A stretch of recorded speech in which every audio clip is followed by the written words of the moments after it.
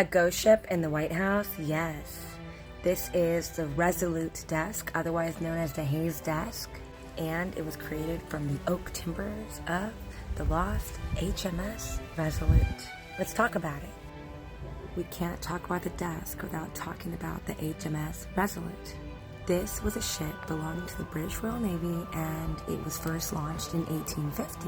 This was a ship that was specifically built to explore the Arctic, but it became trapped in ice, and so essentially became a ghost ship. It was trapped between 1854 to 1856 when it was recovered. After the ship's recovery, it was returned to Queen Victoria of Great Britain, and she decided to create a gift in 1880 utilizing the ship's timbers, and she gifted it to the 19th President of the United States, President Rutherford B. Hayes.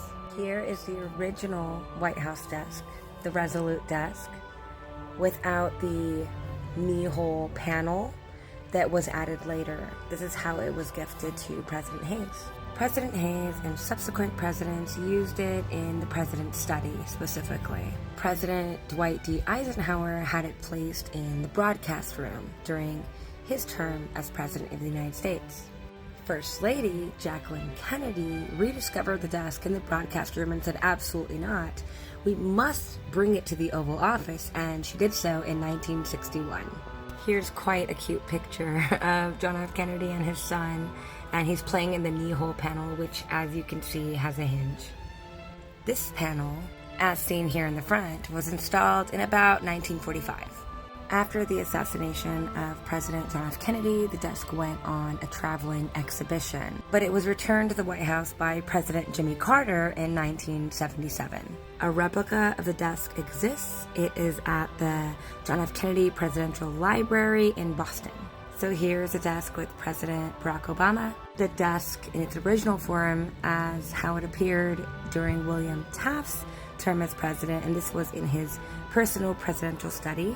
Ronald Reagan at the desk in the broadcast room in 1952, JFK and his son at the desk in 1963, President Jimmy Carter in 1978, President George W. Bush in 2001, and last but not least, you see here Barack Obama, Joe Biden, the current King Charles III, and Queen Camilla looking at the desk. What do you think? Isn't this a cool piece of history? Who would have known that a ghost ship would have appeared in the White House? Your thoughts?